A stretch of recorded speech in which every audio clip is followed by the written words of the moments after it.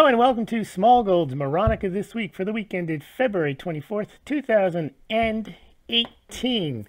The week's news that made you scratch your head, cringe, or just say, that's moronic. Before we get started, just want to alert people to a new offer we have on the Smaulgld.com website and also below this BitChute and this YouTube. You guys often see these, it seems very odd, every time they talk about Bitcoin or Litecoin, they show these actual coins, Bitcoins and Litecoins. There's no such thing as an actual Bitcoin or Litecoin. However, they do show the representation as a coin, and I've tried to find them, and I've never been able to find anything that's really good. I've seen silver-plated ones, I've seen bronze ones, but I actually found some 1-ounce silver bullion cryptocurrency rounds, real silver, 9995. They're at a decent price. You can check them out.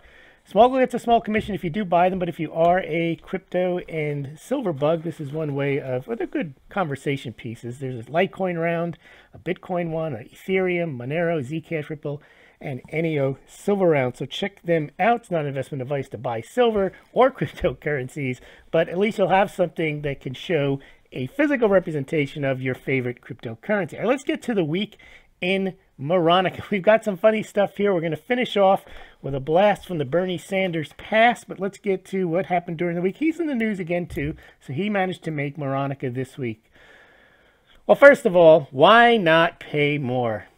You always hear these rich people going on and on about somehow they have some moral duty to pay more than everybody else, and Bill Gates was at it again, saying he should pay significantly higher taxes, and I ask, show me where he's not allowed to pay more. For anyone who's ever filled out a tax return, there is a box. You could check it and you could say, I want to send the government money. Have at it, Bill. Send it in. This one, London, with all the problems that we have in London. Well, we don't have, I don't live there, but the problems they have in London, and the news that comes out of London, well, the Independent is reporting that a London police officer was accused of stealing biscuits and lying about it. Headline: a police officer has appeared at a disciplinary hearing accused of taking a tin of biscuits belonging to a colleague. Now that's Moronica. Got chocolate milk? Well, drink chocolate milk and you won't be racist. That is what the governor of Illinois is demonstrating, his commitment to racial diversity. Here he is gurgling down some chocolate milk, saying it's really, really good diversity. Now that is moronic too.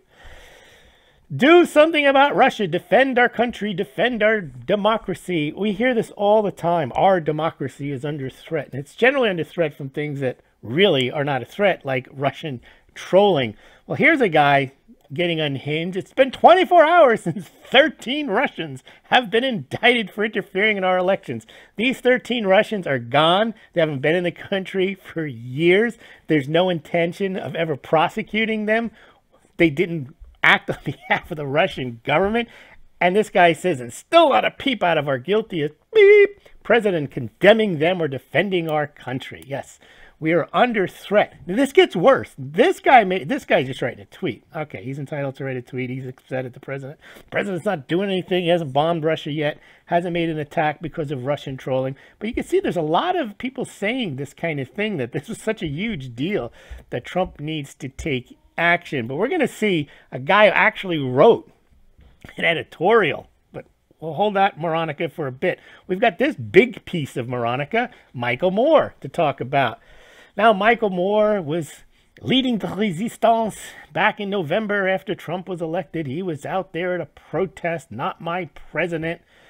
And there's this picture. He's showing that he's out front and center, taking up the stage, protesting the president. Well, it was found in the indictment from Robert Mueller that the protest that he was attended was indeed sponsored by those Russian trolls. You know, the ones that are the biggest threat to our democracy. Well, by connection, we have to say that Michael Moore, having attended that protest, well, he's a huge threat to our democracy as well.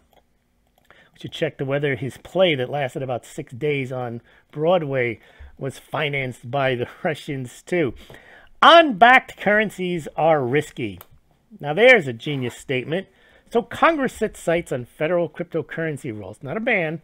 And here is Caroline Maloney, Democratic senior member of the House Financial Services Committee, You got to be real smart to get on that. And here's what she says about cryptocurrencies. A lot of people don't realize there's nothing backing these virtual currencies. Well, let that sink in. Must be very risky then, just like the US dollar and all other fiat currencies. Gavin Newsom is back. He made it last week for some of his moronic comments. Well, here's his latest. Now, Gavin Newsom, we have to say, is not the only one who made this type of statement. A lot of people made this statement. The NRA is completely complicit in yesterday's shooting, as are all of our leaders. He's talking about the school shooting in Florida. We've done nothing to stop this violence. If you cannot protect the kids of this country, you should not maintain any position of influence or power. Okay. First of all, the NRA was not in charge of security at that school. The people that were in charge of security at that school did not do their jobs. It was inadequate. And the people that were there, we found out later, did nothing to stop the shooter. They stayed outside of the building. So by his definition, they're the ones who should be blamed. Also, the law enforcement, there were 39 different reports about the shooter. One Facebook posting said, "I want to be a professional school shooter." Now, I don't know what kind of intelligent genius FBI work you have to do to figure out that that guy might be a threat. Well, they said they couldn't find him. I'm not sure why they couldn't find him. He was posting under his real name. There had been many calls about this person and nothing was done. But somehow, it's the NRA's fault. All right.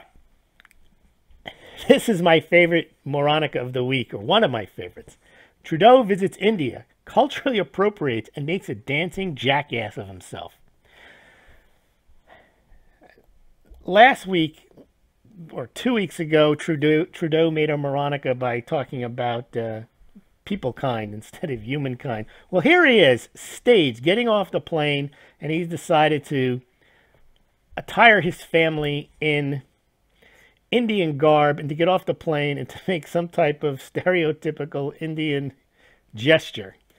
And there he is, and this guy right here, Marko Lindley, says, "Have any foreign leaders ever arrived to Canada dressed in Mountie costumes?" This is how ridiculous this. There he is again. I can't stop laughing when I see this jackass. He's the president or whatever the heck they have in Canada. Look at this. They're staged. They're sitting there. It gets worse. He goes dancing later in the evening. I'm not going to show you it. I have a link here. You can find it on the Smaulgld website, where he just dances up a storm. It's in this link right here from Jerry Von Blockchain. And it's beyond cringeworthy. It's beyond Moronica. But he wins the prize for this week's Moronica just by showing up looking like, or thinking he's integrating himself with Indian culture. Now, we had mentioned the hysteria that somehow there were Russian trolls that had interfered with our democracy and Trump wasn't doing anything about it. Well, this guy, Max Boot, he's a Council of Foreign Relations guy, supposedly a conservative. He wrote a op-ed piece where he called this Russian trolling the worst attack in decades, biggest attack in decades on the United States since, other than 9/11. Which means it's ahead of Pearl Harbor. So Ivan and Boris and Ivanka all doing Russian trolling. Hillary for prison, 2016. What a threat that was.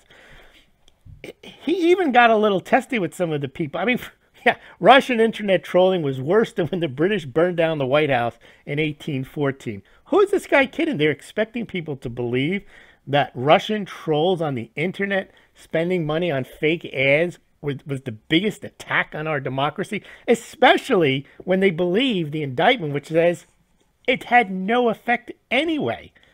So I'm not even sure why they are really trying to push this concept that this was the worst thing that ever happened and that Trump is some type of war criminal for not immediately launching nuclear missiles into Russia. But here's Max Boot responding to somebody. "Why don't you try reading the article before hyperventilating? I call it the second worst foreign attack Hi, America. Oh, okay. So that makes it a lot better. It was really, yes, okay, he'll grant you 9/11 was worse, but nothing compares to any foreign attack to this Russian trolling. Nothing is more damaging. He'd like to use this damaging to our democracy. They love to use the term our democracy. That's the new code word for, I don't know. Now, worse than when the British burned down the White House in 1814. Now, granted, he did say in recent decades, he might grant you that when the British invaded the United States during the War of 1812 and burned down the White House, that might have been a little worse than a little Russian trolling. Now, you talk about bots. They're all over the place. Here's Representative Steve Smith. I find this all the time, and I reported on this a couple of weeks ago, all with the same message. See, all these are bots right here. John McCain just made a startling public accusation against Trump, admitting phony Nunes memo release. And then, of course, 17 or 18 people tweeting the same exact message. So if you want to talk about bots, they're out there. It's not just Russians. And frankly, this is spam.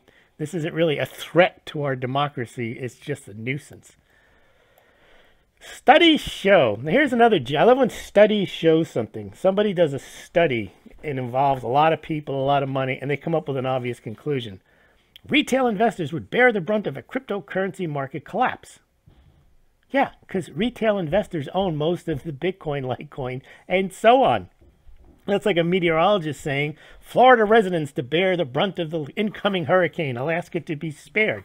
Of course, because the hurricane isn't going to Alaska. Well, this one shocked me. Australia's Bureau of Statistics employs half the country. That's an exaggeration. But they announced 100 more job cuts, axe to fall on the heaviest cut since. I was thinking, how do they even have 100 people they can cut at the Bureau of Statistics in Canberra? They have 2,800 employees at the Bureau of Statistics in Australia. This is a country, I think it's 10 million people. They have that many people compiling data? Unbelievable. All right, let's finish off here with our friend Bernie Sanders. So old Bernie is back, wagging his finger, and he's going to publish a book after the midterms. And I want to know if the profits are going to go to the 1% or whether he's going to give that money back to the people who deserve it. Well, reminded me about Bernie and his pontificating about the 1%. And I just want to leave you with these two tweets that he made in, first one is in February 18th. Nope, first one is, what do we got here? Hold on, let's get the statements here from old Bernie. He made two statements. Okay, what you have to do is you have to open these. Let's take a look at Bernie. Let's see what he said back in, I think it was 2015. There it is. It makes no sense. We will read them. Okay, October 2015, and the other one was December 2015. So his first statement was, it makes no sense that the students and their parents pay higher interest rates for college than they pay for the car loans or housing mortgages. Of course, it makes sense, Bernie. It doesn't make sense to a socialist. It makes perfect sense. But then you would have thought that his advisors might have spoke to him and said, hey, Bernie, lay off the sauce, or start thinking a little more reasonably about how credit markets work and so on. Nope. A couple of months later, he's back on Twitter. Your family's out there paying 6, 8, 10% on student debt, but you can refinance your homes at 3%. Where's the sense in that? Yeah, there are families out there that aren't into 1%. Where's the sense in that? This guy ran for president. All right, I think that's going to about wrap it up. I have some more Moronica, but it would take some explanation here. You can go on the website. You can check out the additional Moronica. See if you can make heads or tails of what we got there. And don't forget those physical cryptocurrency silver rounds, 9995. Smaulgld gets a small cushion, but you also get a decent-looking replica of your favorite cryptocurrency. Thank you very much for listening. If you enjoyed this report, please subscribe to this channel, both on BitChute and YouTube. Also subscribe to Smaulgld.com. Please consider becoming a patron and donating via PayPal, Bitcoin, or Litecoin. Thank you very much.